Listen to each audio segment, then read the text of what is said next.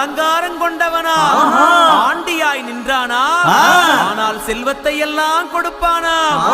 அப்படிப்பட்ட முருகனவன் ரொம்ப ரொம்ப சின்னவனா சுவாமி. சின்ன சின்ன